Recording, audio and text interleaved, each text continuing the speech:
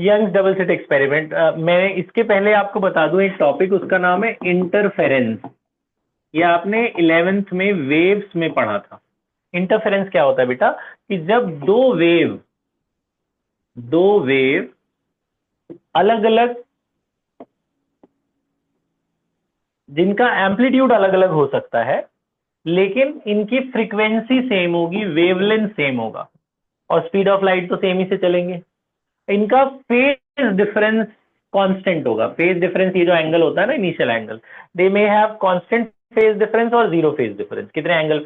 तो दो वेव जिनका सेम फ्रीक्वेंसी हो, सेम वेवलेंथ हो, और वो एक दूसरे से आके टकराए, सुपर इम्पोज कहते हैं उसे। तो टकराने के बाद जो प्रोसेस होता है उसे इंटरफेरेंस कहते हैं। दो वेव जिनका सेम फ्रीक्वेंसी हो, सेम वेवलेंथ हो, वो एक दूसरे के आगे सुपर इम्पोज, उनका फेज डिफरेंस कांस्टेंट होना चाहिए या जीरो फेज डिफरेंस होना चाहिए, और वो सेम डायरेक्शन में भी चल रही है। मान लो दोनों इधर ही जा रही हैं, तो एक के पीछे एक है, वो आके एक दूसरे से टकराएगी, टकरा के एक नई वेव बन जाएगी ना टकराने के बाद, है ना, जिसमें दोनों की एनर्जी होगी। तो इस प्रोसेस को इंटरफेरेंस कहते हैं। तो इंटरफेरेंस को पहले साइंटिस्ट थे जिनका नाम था थॉमस यंग। थॉमस यंग ने इसको एक्सपेरिमेंटली पहली बार एक्सप्लेन किया था। उन्होंने क्या किया, उन्होंने एक लाइट ली, मोनोक्रोमैटिक सोर्स। तो व्हाट इज मोनोक्रोमैटिक? मोनो माने सिंगल, क्रोम माने कलर। मोनोक्रोमैटिक का मतलब एक कलर वाली लाइट। जैसे हमारी ट्यूबलाइट है, ये मोनोक्रोमैटिक नहीं है, तो व्हाइट लाइट है, 7 कलर से मिलके बनी है। तो सिंगल लाइट वाली, सिंगल मोनोक्रोमैटिक बेटा एक लैंप होती है, आप लैब में जाओगे तो दिखाएंगे, सोडियम लैंप कहते हैं उसे। सोडियम लैंप में से येलो कलर की लाइट निकलती है, एक ही कलर निकलता है उसमें से, उसे मोनोक्रोमैटिक कहते हैं। जिसमें व्हाइट लाइट ना हो, सिंगल कलर हो, कोई भी एक कलर, तो sodium lamp is a monochromatic source. तो उसने सोडियम लैंप का इस्तेमाल किया था। उसने उसके बाद दो ऐसी शीट ली थी, मतलब एक शीट ली थी, उसमें दो जगह होल कर दिए, ऐसे दो जगह उसने यहाँ पे होल कर दिया।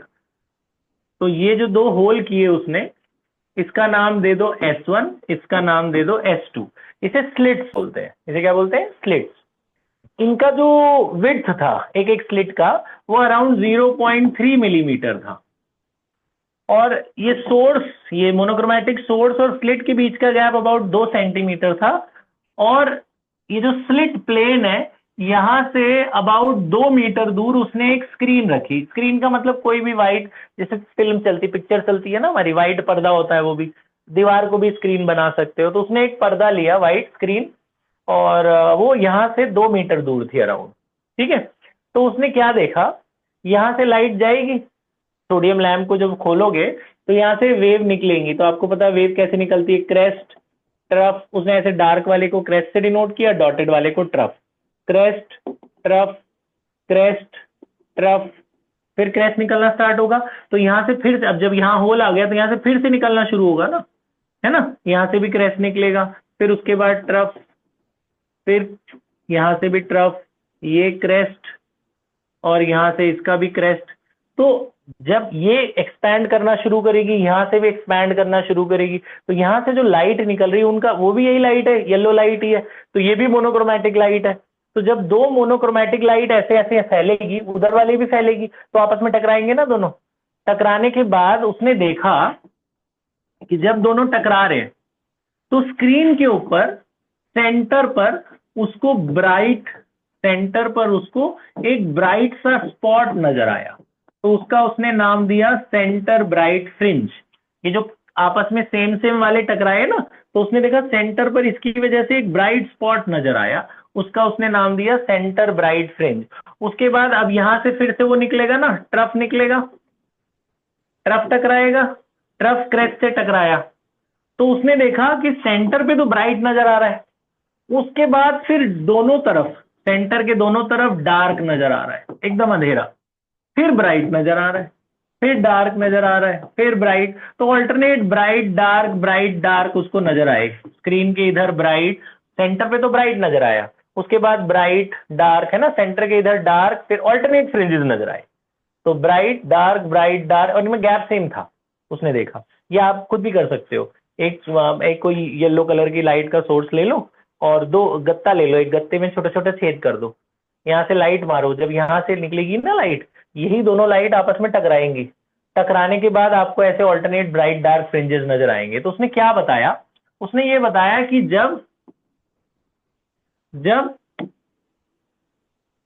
सेम इंटेंसिटी वाली आपस में टकरा रही है, सेम मतलब उसने ये देखा कि जब क्रेस्ट क्रेस्ट के साथ टकरा रहा है या ट्रफ ट्रफ के साथ टकरा रहा है, आपको पता है क्रेस्ट इसे कहते हैं और इसे क्या कहते हैं, ट्रफ। ये क्रेस्ट होता है और ये क्या होता है, ट्रफ।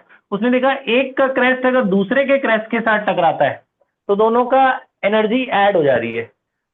क्रेस्ट क्रेस्ट से टकरा रहा है या ट्रफ ट्रफ से टकरा रहा है, तो ये दोनों आपस में ऐड हो जा रहे हैं, ऐड होके मैक्सिमम लाइट दे रहे हैं, मैक्सिमम इंटेंसिटी दे रहे हैं। तो आप देखो यहाँ पे क्या हुआ है, ये क्रेस्ट, ये यहाँ पे क्या हुआ है, एक का क्रेस्ट दूसरे के क्रेस्ट से ही तो टकराया है। जब क्रेस्ट क्रेस्ट के साथ टकराया तो दोनों लाइट की एनर्जी ऐड हो गई और वहां पे ब्राइट स्पॉट नजर आया। और उसने ये देखा कि अगर उल्टे वाले टकरा रहे हैं, मतलब एक का क्रेस्ट दूसरे के ट्रफ से टकरा रहा है, एक का क्रेस्ट, क्रेस्ट का मतलब प्लस और ट्रफ का मतलब क्या होता है, माइनस, तो प्लस माइनस एक दूसरे को कैंसिल कर दे रहे हैं, तो दोनों के एम्पलीट्यूड आपस में सब्ट्रैक्ट हो जा रहे हैं, तो नेट एनर्जी जो आ रही है वो जीरो आ रही है, मिनिमम इंटेंसिटी आ रही है। इसीलिए डार्क बैंड नजर आया। क्रेस्ट ने ट्रफ को कैंसिल कर दिया तो क्या नजर आया, डार्क। और जब क्रेस्ट क्रेस्ट टकरा रहे हैं, ट्रफ ट्रफ टकरा रहे हैं तो ब्राइट, फिर ब्राइट डार्क ऐसे बैंड्स नजर आए, ये उसने बताया। तो जहां पे सेम सेम वाले टकराए, क्रेस्ट क्रेस्ट या ट्रफ ट्रफ, इस प्रोसेस को उसने बोला कंस्ट्रक्टिव इंटरफेरेंस। इसमें कंस्ट्रक्शन हो रहा है, ऐड हो रहे हैं दोनों। और जहां पे ऑपोजिट टकराए उसको उसने बोला डिस्ट्रक्टिव इंटरफेरेंस, है ना। तो यहाँ पे आप दिखा सकते हो कि ये डार्क वाला है, फिर जब जब सेम सेम टकराएंगे, जैसे यहाँ पे सेम सेम ये सेम सेम टकरा, इधर तो ये डार्क था, ये वाला डार्क था, यहाँ ब्राइट डार्क, इस तरह से ब्राइट डार्क। आप और ज्यादा लाइट्स बना सकते हो, मैं ज्यादा नहीं बना रहा, फर्स्ट पहुंच हो जाएगा। ये बात बेस समझ में आ गया आपको क्या था। उसने देखा कि जब सेम सेम इंटेंसिटी वाले टकरा रहे हैं तो ब्राइट नजर आ रहा है, ऑपोजिट वाले टकरा रहे हैं तो कैंसिल कर देने तो डार्क बैंड नजर आ रहा है, मतलब अंधेरा, कुछ नहीं नजर आ रहा है, ब्राइट डार्क फ्रिंजेस नजर आ रहे हैं। तो इस टॉपिक की पहली डेरिवेशन, एक्सप्रेशन फॉर, ये डेरिवेशन है बेटा, expression for resultant intensity. Resultant intensity, दो तरह की डेरिवेशन बता रहा हूं मैं आपको इसी रिकॉर्डिंग में। रिजल्टेंट इंटेंसिटी ऑफ, एक डेरिवेशन है बेटा इंटरफेरेंस की, एक इंटरफेरेंस की है और एक यंग्स की अलग है। दो रिजल्टेंट इंटेंसिटी बता रहा हूं मैं आपको। ये वाली जो है ये 5 नंबर की आती है, resultant intensity interference of light आ गया तो 5 नंबर। और अगर आया रिजल्टेंट इंटेंसिटी यंग्स के लिए करो, यंग्स डबल स्लिट एक्सपेरिमेंट, तो 2 नंबर। तो दोनों में फर्क देखना, ये वाला 5 का क्यों है भी आपको दिख जाएगा, ठीक है। तो रिजल्टेंट इंटेंसिटी यंग्स के लिए आया तो 2 नंबर, खाली इंटरफेरेंस के लिए आया तो 5 मार्क्स। ध्यान सुनना, रिजल्टेंट इंटेंसिटी की डेरिवेशन शुरू कैसे करना है, आप जब अब ये लिखना बाद में तो 2-3 लाइनें मेरे लिए छोड़ देना। ऐसे शुरू करना है बेटा। मान लेते हैं एक वेव है, आपने 11th में पढ़ी है, कोई वेव की इक्वेशन ये होती है y = a sin omega t, पढ़ा है ना, y = a sin omega t होती है। तो मान लो दो अलग अलग वेव है, पहले का डिस्प्लेसमेंट है y = a sin omega t और y1, और दूसरे की है y2 = b sin omega t plus phi, मतलब इनमें फेज डिफरेंस फाई का है। They have same angular frequency, है ना, सेम वेवलेंथ भी होगा और फेज डिफरेंस इनमें फाई का है। तो ये मान लेते हैं दो अलग अलग वेव है y1 और y2, और ये जाके एक दूसरे से टकराई। तो आफ्टर सुपरपोजिशन, जब ये एक दूसरे से टकराई तो आप लिखोगे by the principle of superposition of wave, by the principle of superposition of wave, इस प्रिंसिपल के हिसाब से जो रिजल्टेंट एम्पलीट्यूड, रिजल्टेंट डिस्प्लेसमेंट होता है, आपने पढ़ा है ये रिजल्टेंट डिस्प्लेसमेंट 11th में, जब दो अलग अलग वेव टकराते हैं तो उनका जो रिजल्टेंट डिस्प्लेसमेंट होता है वो दोनों के सम के बराबर, उनके वेक्टर सम के बराबर होता है ना। तो ये दोनों ऐड होंगे आपस में, जब टकराएं तो दोनों के y1 y2 भी ऐड हो जाएंगे। तो y क्या निकलेगा, y निकलेगा a sin ओमेगा t और दूसरा b sin omega t plus phi. इसे खोल दो, इसे साइन a प्लस बी लगा के उसे खोल दो। नॉन मैथ्स वाले बच्चे साइन a प्लस बी का फॉर्मूला याद कर लो। साइन a प्लस बी जिनको याद है वो बताओ क्या formula, sign A cos B plus cos A sine B, ये याद कर लो बेटा। तो ये ए है, ये बी है, वहां डाल दो, ए की जगह ये, बी की जगह ये डालेंगे, तो डालते हैं, क्या होगा, sine omega T cos five plus, बोलो, cos omega T sine five. ठीक है, अब ब्रैकेट खोल देते हैं, तो ये हो गया साइन ओमेगा टी, बी अंदर ले जाते हैं, sine omega T cos five plus b cos omega T sine five. ठीक है, ध्यान से देख लो, अभी बाद में आप कर लेना इधर। अब आप देखो, इन दोनों में साइन ओमेगा टी कॉमन आ रहा है, इन दोनों में, ये मैंने इसको खोल दिया, इसमें देखो साइन ओमेगा टी कॉमन आ रहा है, साइन ओमेगा टी कॉमन ले लो, साइन ओमेगा टी कॉमन, क्या बचा यहाँ, ए प्लस बी कॉस फाइव, ये बचा, और उधर क्या बचा, उधर बचा है बी साइन फाइव, पहले लिख रहा हूं मैं आप, और कॉस ओमेगा टी बाद में।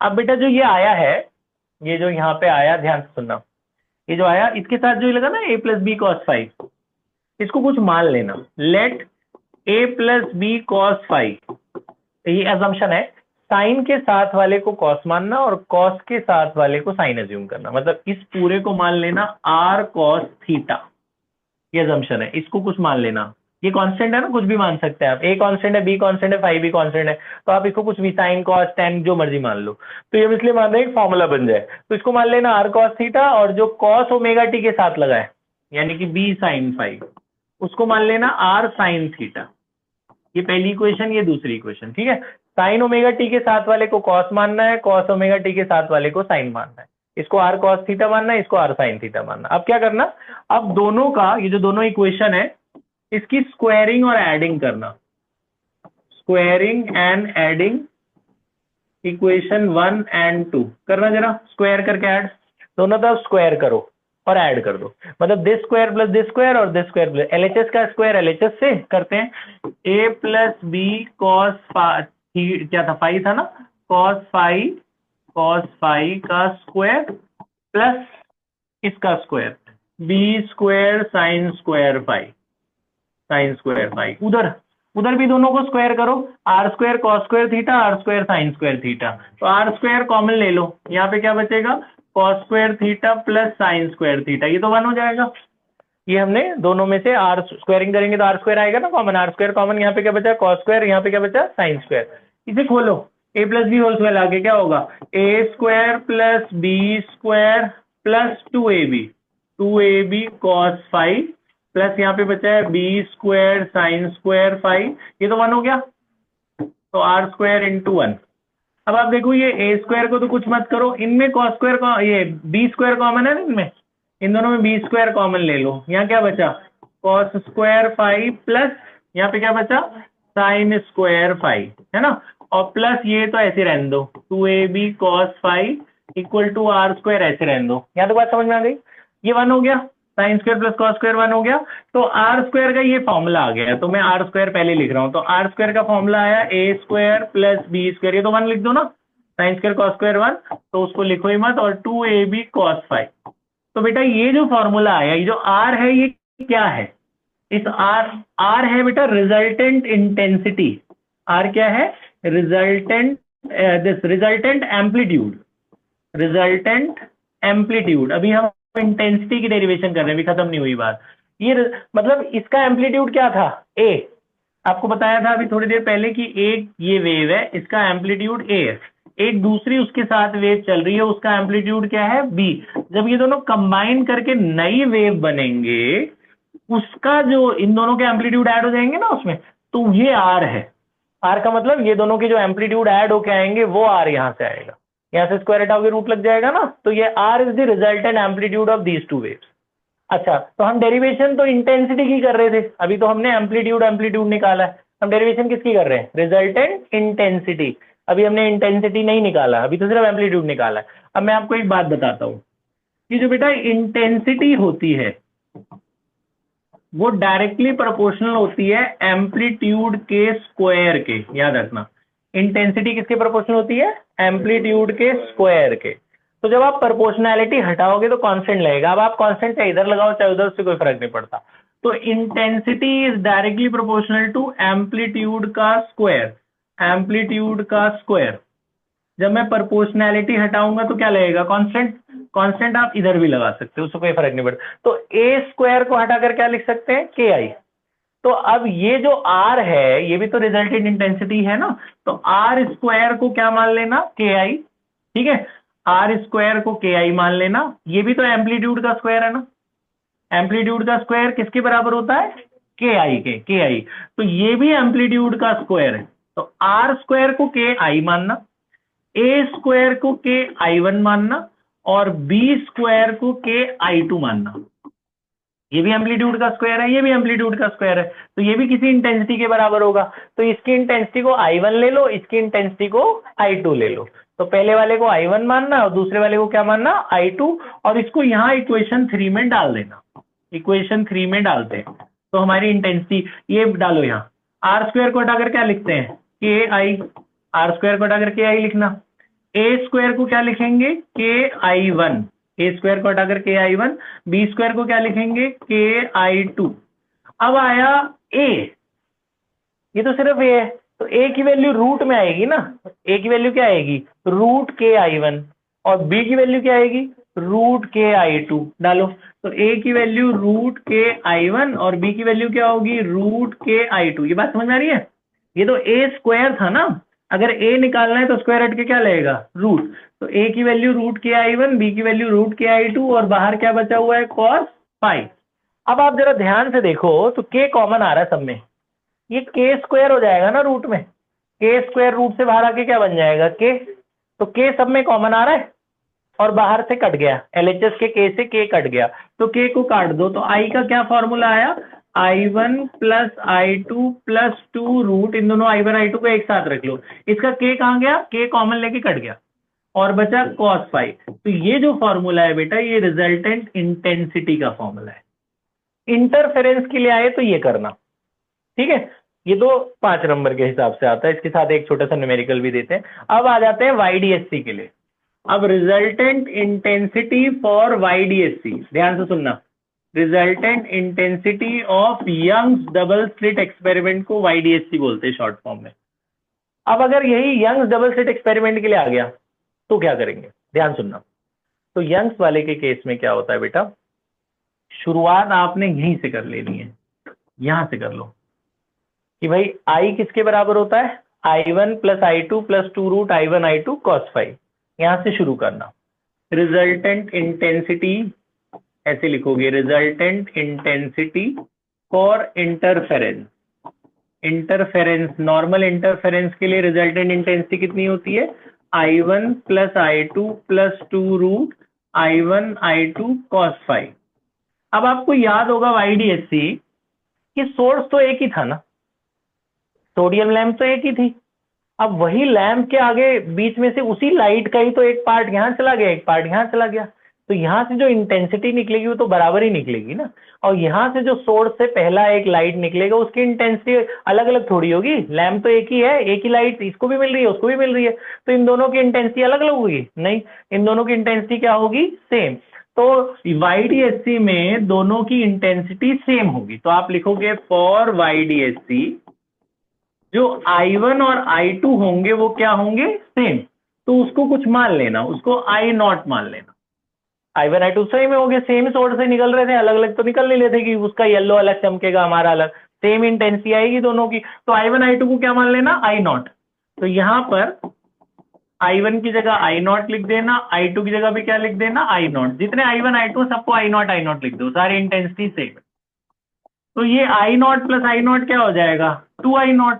ये I0 का स्क्वायर होगा, उसके स्क्वायर से रूट कट जाएगा, तो बाहर क्या आज बचेगा, सिर्फ I0 बचेगा, और यहाँ पे आया cos फाइव। 2I0 कॉमन आ रहा है, 2I0 कॉमन ले लो, क्या बचा ब्रैकेट में, 1 प्लस cos फाइव। यहाँ तक बात समझ में आ गई।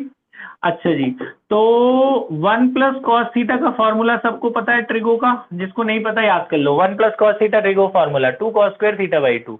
तो 2 2 का कितना हो गया जी, 4I0 cos स्क्वायर 5/2। अब ये आएगी दो, ये रिजल्टेंट इंटेंसिटी YDSC का फॉर्मूला है, ये 2 नंबर का है, और वो 3 से 4 नंबर या न्यूमेरिकल के साथ 5 भी दे देते हैं। बात समझ नहीं, ठीक है। तो ये YDSC के लिए है, अभी खत्म नहीं हुआ, आगे देखो, यहाँ तक बात समझ में आ गई। अब कुछ स्पेशल केसेस बेटा, स्पेशल केस 1, ध्यान से सुनना ये सब बातें। अब वो बोलते हैं कि यंग्स के केस में दो केस थे, एक कंस्ट्रक्टिव इंटरफेरेंस था और एक डिस्ट्रक्टिव। कंस्ट्रक्टिव को मैक्सिमा बोलते हैं और डिस्ट्रक्टिव को क्या बोलते हैं, मिनिमा। तो फॉर मैक्सिमा या ब्राइट फ्रिंज या कंस्ट्रक्टिव इंटरफेरेंस, तीनों एक ही बात है। मैक्सिमा बोले, ब्राइट फ्रिंज बोले, कंस्ट्रक्टिव इंटरफेरेंस बोले, सब एक ही बात है। तो मैक्सिमा में आप ये सोचो कि भैया जो रिजल्टेंट इंटेंसिटी थी वो डिपेंड कर रही है कॉस के एंगल पर, उनके फेज डिफरेंस पर। तो आप सोचो कि मैं कॉस की सबसे बड़ी वैल्यू क्या होती है, कॉस की सबसे बड़ी वैल्यू क्या होती है 1, और सबसे छोटी क्या होती है -1। कॉस की सबसे बड़ी क्या होती है वैल्यू 1 और सबसे छोटी क्या होती है -1। अगर यहाँ कॉस को 1 डाल दिया जाए तो यह आर स्क्वायर का फॉर्मूला क्या बन जाएगा, A square plus B square plus 2ab cos theta. Cos theta को मैंने क्या डाल देना है 1। तो कॉस की सबसे बड़ी वैल्यू क्या होती है 1। तो वो एंगल याद रखना बेटा, कितने एंगल पर होता है कॉस सबसे बड़ा 1 कब होता है, n पाई होता है एक angle. n belongs to n कुछ भी हो सकता है, 0 1 2 3 4, मतलब कि कॉस सबसे बड़ा आपका ये 1 कब होगा 2n पाई पर। मतलब 2n पाई का क्या मतलब बेटा, अगर आप 0 डालते हो तो cos 0 1 आ जाएगा। अब जरा यहाँ 1 डालो तो क्या बन जाएगा 2 पाई। तो cos खाली 1 0 पे नहीं होता, 1 पर भी होता है, 2 पाई 4, इवन वाले सारे पाई पर cos 1 होता है। cos 0 भी 1, 2 पाई 4 पाई 6 पाई सब पे 1 होता है। तो cos कभी 1 होगा तो खाली 0 मत लिखना, उसके जनरल फॉर्म क्या है 2n पाई। 2n पाई मतलब n can be 0, 2 pi 4 pi 6 pi 8 pi so on. तो ये इस एंगल को फेज एंगल कहते हैं, इस एंगल क्या कहते हैं फेज एंगल। अब वहां पे जो आर स्क्वायर का फॉर्मूला था, क्या फॉर्मूला था, A square plus B square plus 2ab cos pi में कॉस पाई की वैल्यू 1 डाल दो। तो अगर आप 1 डाल दो, यहाँ दो चीज चेंज करनी है, ध्यान से देखना। ये तो मैंने 1 डाल दिया, तो 2ab इसको 1 डाल दिया तो ए प्लस बी होल स्क्वायर नहीं बन गया, ए स्क्वायर बी स्क्वायर 2ab क्या होता है ए प्लस बी होल स्क्वायर। आपको याद होगा आर स्क्वायर को हमने के आई माना था, आर स्क्वायर किसके बराबर था के आई। अब क्योंकि ये मैक्सिमा के लिए है तो इसको आई मैक्स बोलते हैं, इसको क्या बोलते हैं आई मैक्स, मतलब मैक्सिमम इंटेंसिटी का फॉर्मूला है ये याद रखना। अच्छा आप केस 2 लेते हैं, केस 2 और मिनिमा। मिनिमा का मतलब कौन हुआ डार्क, मिनिमा का मतलब क्या हुआ डार्क फ्रिंज, और दूसरा क्या नाम था डिस्ट्रक्टिव इंटरफेरेंस, है ना। डिस्ट्रक्टिव इंटरफेरेंस, डिस्ट्रक्टिव इंटरफेरेंस में बताओ कॉस सबसे छोटा कब होगा, कॉस सबसे छोटा कब होगा -1 पर। तो 1 कब होता है 2n पाई पर, -1 कब होगा ऑड नंबर पर, ऑड नंबर n पाई नहीं होगा बेटा 2n - 1 पाई। मतलब इसमें अगर n को 1 डालते हो आप, n को अगर आप 1 2 डालो, जरा डाल के देखो, 1 डालोगे तो 2 1 जा 2 -1 1 आएगा, 2 डालना 2 2 जा 4 -1 3 आएगा, 3 डालोगे 3 2 जा 6 -1 5 आएगा, ऑड ही आएगा 2n याद रखना। तो ऑड के लिए ये लिखते हैं, इवन के लिए 2n पाई लेते हैं। अच्छा अब रिजल्टेंट वाले फॉर्मूले में इसको भी डालो, आर स्क्वायर का क्या फॉर्मूला है A square plus B square plus 2ab cos five की वैल्यू कितनी डालेंगे -1। तो जब कॉस फाइव -1 डालेंगे तो माइनस नहीं हो जाएगा, तो अब ये फॉर्मूला किसका बन जाएगा a minus b whole square. अब ये आर स्क्वायर को यहां भी के आई लिखना, लेकिन ये मिनिमा के लिए लिखना, वो मैक्सिमा के लिए इंटेंसिटी और ये मिनिमा के लिए। अब इनको डिवाइड कर दो, इनको डिवाइड करो, equation 1 divided by equation 2 divide करो, बताओ। तो जब आप इसको LHS को LHS डिवाइड करो के तो कट जाएगा ना, के कट जाएगा, क्या बचेगा आई मैक्स अपॉन आई मिन। तो ये एक फॉर्मूला है जो तुम्हें याद रखना, आई मैक्स अपॉन आई मिन। उधर क्या बना है ए प्लस बी का स्क्वायर था ना आई मैक्स वाला, और ये वाला क्या था ए माइनस बी, ये न्यूमेरिकल में काम आएगा। I max upon I min is a plus B whole square upon a minus b whole square. अच्छा इधर पीछे आ जाओ, जो हमने डेरिवेशन की इधर देख रहे हो आप, अगर यहाँ पे हम करते हैं इनको डिवाइड, ये नोट करके अलग से इनको जरा डिवाइड करना, इसको के कट जाएगा, क्या बचेगा I1 अपॉन I2 किसके बराबर है, ये भी एक फॉर्मूला है। आप देख रहे हैं इंटेंसिटी का रेशो एम्पलीट्यूड के स्क्वायर के रेशो के इक्वल होता है, और मैक्सिमम और मिनिमम का intensity ratio a plus b upon a minus b के स्क्वायर के इक्वल होता है। केस 2 समझ में आ गया। केस 3, तीन बेटा ये सब न्यूमेरिकल में काम आने वाली चीजें, इनकी कोई तुम्हें डेरिवेशन नहीं बोलेगा लेकिन न्यूमेरिकल में काम आएगा। तीसरा केस है बेटा, एक होता है पाथ डिफरेंस। ध्यान से सुनना, ये लास्ट बात है, फिर यहां तक लिखना है आपने। पाथ डिफरेंस को एक्स से लिखते हैं, और एक होता है फेज डिफरेंस। फेज डिफरेंस को फाई से डिनोट करते हैं। पाथ डिफरेंस मतलब कौन सी लाइट ज्यादा देर तक चली, जैसे एक लाइट यहां से यहां पहुंची, दूसरी यहां से यहां पहुंची, किसने ज्यादा दूरी ट्रेवल करी, पहली ने कि दूसरी ने? दूसरी ने। तो कितना डिस्टेंस ज्यादा ट्रेवल किया इसने, अगर इसकी सीध में देखा जाए तो इतना ज्यादा ट्रेवल किया ना, तो इसे पाथ डिफरेंस कहते हैं कि किसके पाथ ने ज्यादा डिस्टेंस ट्रेवल किया, उसे पाथ डिफरेंस कहते हैं। फेज डिफरेंस क्या होता है, फाइव। आपको याद रखना है पाथ डिफरेंस और फेज डिफरेंस का, ये 11th में रिलेशन आपने करा होगा। Path difference equal to lambda by 2 pi into phase difference, ये 11th का फॉर्मूला है। Path difference equal to lambda, मैंने 11th में ही कराया था वेव्स में, अगर किसी को याद हो, नहीं याद हो तो इस 12th में दोबारा। Path difference is lambda by 2 pi into phase difference. तो बेटा इसमें भी मैक्सिमा और मिनिमा का पाथ डिफरेंस आपको आना चाहिए फॉर ब्राइट फ्रिंज। ब्राइट मतलब कौन, मैक्सिमा। आप देखो ब्राइट का फाई की वैल्यू कितनी है, 2n पाई। यहां डालो जरा, ब्राइट का फाई इसमें पुट करो, फाई की वैल्यू कितनी है, 2n पाई। डालो यहाँ 2n पाई में 2 से 2 कट जाएगा, पाई से पाई कट जाएगा, क्या बचा, लैम्डा, और n क्या बचा, n लैम्डा। तो ये ब्राइट के लिए पार्ट डिफरेंस याद रखना, ब्राइट का पार्ट डिफरेंस क्या होता है, n lambda. n lambda. Minima के लिए करो फॉर डार्क फ्रिंज, डार्क के लिए करो, डार्क मतलब मिनिमा। फिर से यही फॉर्मूला लगाओ, x equal to lambda by 2 pi into phase difference. Phi की वैल्यू मिनिमा वाली डालो, अब ये ना मिनिमा वाली कितनी है, 2n माइनस 1 पाई। तो फाई की वैल्यू ये डाल देते हैं 2n माइनस 1 पाई, पाई से पाई कट गया, क्या बचा बताओ, x is equal to lambda by 2 pi into 2n, नहीं पाई तो कट गया ना, lambda by 2 into 2n minus 1। This is the relation between part difference and wavelength. ये पार्ट डिफरेंस मिनिमा के लिए और ये मैक्सिमा के लिए, याद रखना, ठीक है। और वो ये भी याद रखना, ये बड़े काम की चीज है, पार्ट डिफरेंस फेज डिफरेंस के रिलेशन, ये सब न्यूमेरिकल में काम आएंगे आपके। तो ये आपका हो गया जी इंटेंसिटी की बात कर रहे थे हम। और YDSC के नीचे आप ये डायग्राम रफली बना लो और पूरा ये सारा लिख डालो। पॉज कर दो बेटा।